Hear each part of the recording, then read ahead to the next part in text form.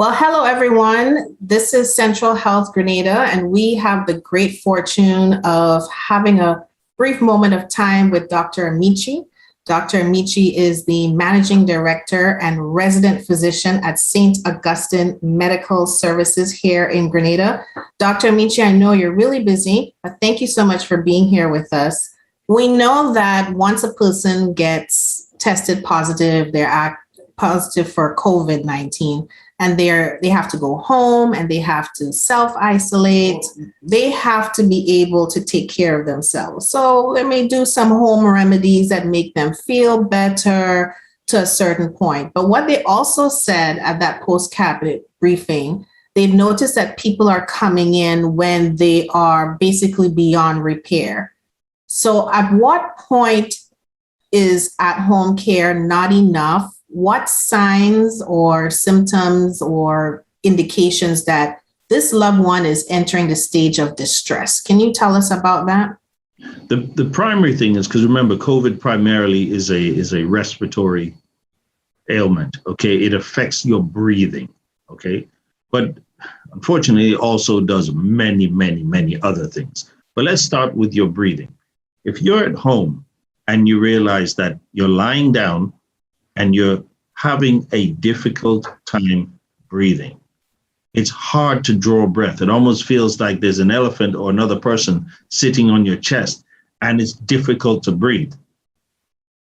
Don't even question anything. Move. That is the time to get to the hospital. You don't even want to get to the point where it's that difficult to breathe. If you realize that you get up from the chair or from the bed to get to the bathroom and you're absolutely puffed and winded, and it's really difficult, you as we like to say, you're blowing. It's really hard for you to get moved.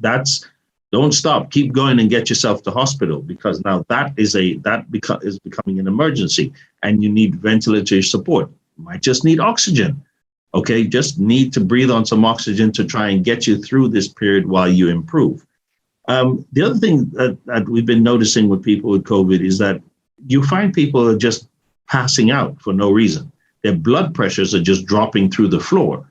Okay, this thing causes your blood pressures to drop. If you find you get up and you're extremely dizzy and you collapse, well, let that happen one time, and then you've got to get to hospital, because all you might need again is just a couple of hours of IV fluid, some drips, just to bring your blood pressure back up a little bit, to hydrate you, and then they'll send you home. Okay. Third thing is diarrhea and vomiting. There's a lot of gastroenteritis that's coming with this COVID, and the diarrhea and vomiting is intractable. I mean, you just vomit like you've never vomited in your life. You're serving both ends at the same time. Everything's open. It's better you soil yourself on the way to the hospital than to wait to be decent before you go, because that in and of itself is terrible, because you're losing tremendous amounts of fluid. You're getting dehydrated, which makes everything worse. Okay. They talk about looking at a person's lips and fingernail beds and mouth. Okay, this is all fine and well in the pale skin Caucasian population, where it is very, very easy to see changes in people's, mucosa, whether they're cyanotic or their oxygen levels are dropping. But for us dark-skinned people, it's a lot more difficult to see. So you've got to be a little bit more cautious. And you think, if once you have difficulty, it's hard to breathe, go. You better get there and let them check your oxygen saturations until you stop wasting our time and go back home. Then you stay at home and die. Okay, so these are the things we need to really focus on and look at. There's an irrational fear that we have about going to the hospital. A lot of people think, especially now, you go to the hospital, that's it, you're dead. You ain't coming out again. Okay, maybe feet first and that's it. But no, this is not so. You get down there, there are many people who have been admitted who are being discharged. Look at the figures. There's a lot more people who are surviving and coming home than there are dying. And the people who get there early are the ones who stand a better chance of coming out, walking out of hospital, as opposed to being carried out. All right. That's very helpful. There's a video that I showed you that was circulating on the internet from last year when COVID was brand new. And there were two nurses that were demonstrating doing patting on the back. And one of the persons I interviewed recently who took care of her husband, she did that as well. This patting on the back, she said she did it 3 times a day. Can you tell us, is this truly something that could be helpful as at-home care? And what is happening with this patting that's going on? Yeah, basically what happens again with COVID, like I said, being a respiratory ailment, you tend to get a large buildup of mucus in your lungs.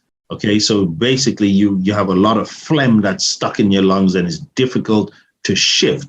I mean, just trying to cough it up is very difficult.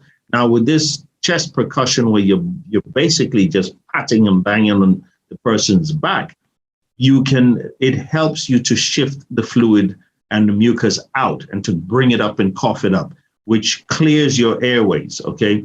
And that's also the whole rationale behind inhaling steam. Inhaling steam will help to loosen up your respiratory passages, plus somebody banging away at your back makes you bring this stuff up and allows you to breathe easier. It does help. The vibrations from that help to move the mucus out of your lungs and allow you to breathe easier. Awesome. Dr. Amechi, Managing Director and Resident Physician at St. Augustine Medical Services. Thank you so much for simplifying the information that we need to know to get through this crisis. This is Roslyn Douglas with Central Health-Grenada. Please like and subscribe. Take care.